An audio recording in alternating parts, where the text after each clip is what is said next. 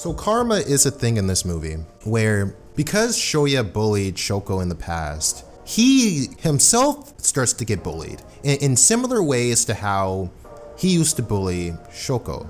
And you know, like I said, hatred doesn't help anybody, right? So even though Shoya low-key deserves to be punished for his wrongdoing, in the end, hatred still affects not only him, but everyone around him, his family, his friends, and even the girl he used to pick on, because all she wants is peace, for him to be happy, which is a very interesting way of thinking about it, isn't it? So in this sequence in the story, Shoya starts to block out all the love around him, block out all the noise around him, and he starts to assume in his head that everyone is talking about him, that nobody likes him, that everyone wants nothing to do with him, which of course is all in his head, obviously.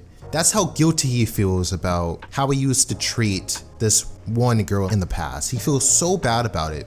How many people watching this video has had a friend in the past who has backstabbed them and has betrayed him in some kind of traumatic way? That's how Shoya feels about this one guy. He used to be friends with this character called Kazuki, and Kazuki starts to spread rumors around the school about how he used to treat Shoko, only making things even more harder for him to forgive not only himself, but to make things right with her. Here's a very interesting scene in A Silent Voice. Shoya notices this one kid sitting right beside him. Instead of talking to him, he starts to assume in his head, it doesn't matter whether or not I talk to this guy. Like, he starts to contemplate whether or not he should say something or if he should just not say anything at all and don't even bother him whatsoever, right? But as you'll see, this guy sitting right beside him ends up becoming his best friend.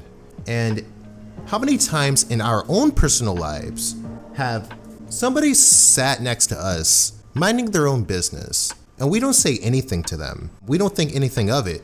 My point is that you never really know who you'll get along with. You never really know who you'll have a connection with. And you never really know where a friendship could go. You never really know who's sitting beside you, what their history is, what their personality is like, and what their potential is. You never really know until you say something. Shoya kind of reminds me of Charlie Brown. Charlie Brown had this personality as well. Instead of actually committing action and just saying hi, right? He would contemplate in his head a million different scenarios as to how it's not okay for him to do a good thing in the end, right? When really it's all in his head. And like I said, I can totally relate to that kind of personality. So Shoya finally says something to this one guy who he's curious about. In a very cool kind of way, he helps this guy from getting picked on. In a way, he ends up being a hero in that sense. A beautiful friendship is born based on this one action. Another thing I can relate to about Shoya as a character is that when we spend a lot of alone time with ourselves, that's when the devil can fill our minds with a bunch of lies and a bunch of intrusive thoughts that don't do us any favors in the end. Like, here's a sign that, you know, I'll never do this, or here's a sign I'll never find love, or here's a sign that this person hates me, or, you know, of course this isn't gonna go well because of this reason, or why should I even bother because this is likely what's going to happen, stuff like that. Those are the kind of thoughts that can develop when we spend a lot of time just trying to figure out how life is instead of actually going out and experiencing life for ourselves. Growing a connection with God is a good way of getting our minds right. So I've talked about how hatred affects us in a negative way. Now I want to talk about how kindness can make an impact in our lives as well. Just simple acts of kindness, right? Remember this guy sitting on the bench next to Shoya. He shows Shoya great kindness, and Shoya finally starts to open his heart to him and realizes that this guy just wants to be his friend. He just wants to get to know him as a person. They start to hang out with each other. They begin to do everything together. They go to the movies, they go get lunch, they help each other in school. In a very heartbreaking kind of way, Shoya's never really had a friend in his life, and he asks this guy, what does it mean to become someone's friend? Everyone's got their own definition of what being a friend is like and what being a friend is all about, but we all have an idea. I believe everyone can have a friend. In my own personal experience, simply asking God for a friend, praying about it, that can open up the door for a lot of opportunities. And then give it a try, you never know who you may come across. You'll be surprised with the amount of opportunities that you get to experience. Shoko's my girlfriend, okay? Oh, well, that sucks.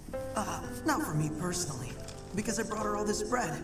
I love how this movie turns an unlikable character to a very relatable character, a very charming, a very loving character. And that's what Shoya is to me, because right here where he's talking about how he wants to see Shoko just so he can hang out with her and share his bread with her, he's awkwardly fumbling around his words and he drops the bread on the floor. It's a very awkward situation for him. Another point I want to bring up is that people can change. People can change. We have to all be open-minded to the idea that people can change. This is not always the case, but just like in this movie, it's clear Shoya has changed, and all he wants to do is to make things right. And Shoko's sister isn't giving him an opportunity to make that change. She's not giving him the benefit of the doubt.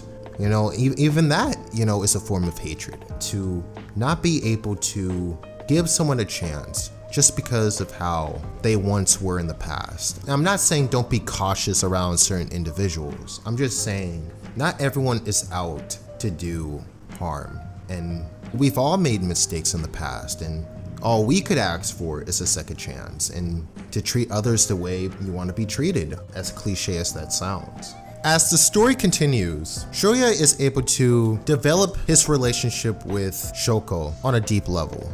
Even when Shoya starts to really develop this friendship with Shoko, Shoko's sister still has a hard time giving Shoya the benefit of the doubt, because she believes that Shoya is only doing it to feel better about himself, or he has an act going on, some kind of, it's all fake, that kind of assumption.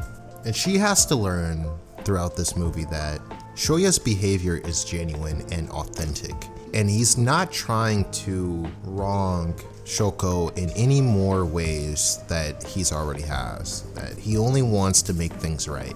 Shoko's sister posts a humiliating picture of Shoya for the whole school to see, and it really embarrasses him, but he's able to forgive her very easily for some reason. I don't know how. Maybe he feels like Shoko's family deserves all the kindness they can get. And I don't blame him for thinking that way. And as we'll see, even though he's been wronged by Shoko's sister, he shows her great kindness and invites her into his home. For dinner time, he offers her an umbrella and he vows to make things right, most importantly. Even though her mother, Shoko's mother, still hates Shoya with all her guts. He knows he's caused people so much pain for his behavior in elementary school, but he just definitely, if anything, he doesn't want to cause Shoko any more pain that he already has. The prodigal son returns. How are you doing this fine day? You come back for a rematch? Just returning the umbrella I borrowed. Shoya is able to track down Shoko's former friend, the one who stuck by her side even though she was getting bullied 24/7.